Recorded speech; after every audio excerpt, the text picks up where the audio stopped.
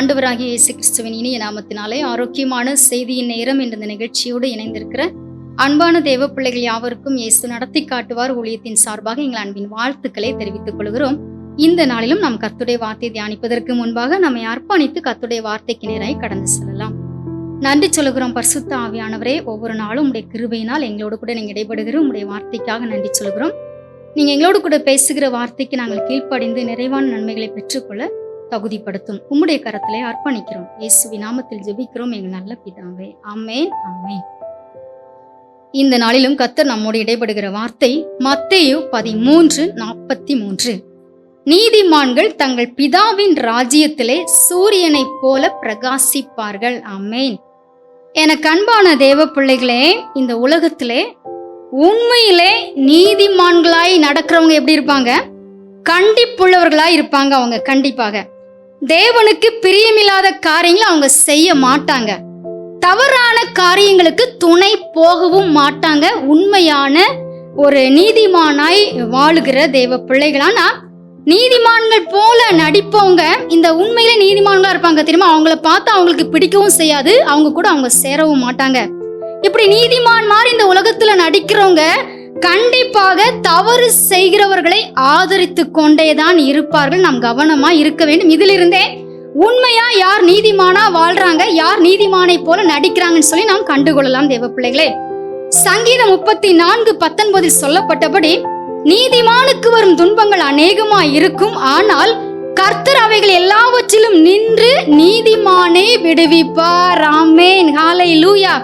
வேதத்திலே நீதிமான்களுக்கு என்றே ஒரு பெரிய பட்டியல் இருக்கிறவர்களுக்கு எப்படிப்பட்ட நன்மைகள் எல்லாம் கிடைக்கும் என்று சொல்லி நாம் அதை கொஞ்சம் தியானிப்போம். நீதிமானுடைய சிரசின் மேல் ஆசீர்வாதம் தங்கும், நீதிமானுடைய பேர் புகழ் பெற்று விளங்கும், நீதிமானுடைய பாதை நடுப்பகல் வரைக்கும் அதிகமாய் பிரகாசிக்கிற சூரிய பிரகாசம் போல் இருக்கும், நீதிமானுடைய வாய் ஜீவ ஊற்று, நீதிமானுடைய நாவு சுத்த வெள்ளி, நீதிமானுடைய உதடுகள் அநேகரை போஷிக்கும், நீதிமானுடைய நம்பிக்கை அது மகிழ்ச்சியாகும், கர்த்தர் நீதிமான்களை பசியினால் வருந்த விடார், நீதிமான் என்றைக்குமே அசைக்கப்படுவது இல்லை. ஆமென்.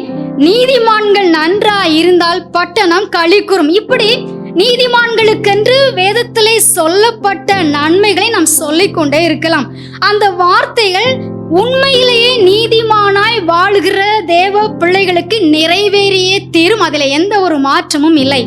அதே நேரத்திலே லூக்கா 15 நம் பரம தகப்பன் இயேசு சொல்லுகிறார் பாருங்கள், மனம் திரும்ப அவசியம் இல்லாத 99 நீதிமான்களை பார்க்கிலும் மனம் திரும்புகிற ஒரே பாவி நிமித்தம் மிகுந்த சந்தோஷம் உண்டாயிருக்கும் என்று சொல்லி நாம் மனம் திரும்பி நீதிமான்களாய் நடந்தால் நம் பிதாவின் ராஜ்யத்திலே சூரியனை போல பிரகாசிப்போம். ஆமென். அன்றைக்கு இளைய குமாரன் மனம் திரும்பி வந்ததால் அவனுடைய வாழ்க்கை தன் தகப்பன் வீட்டிலே மீண்டும் பிரகாசித்தது.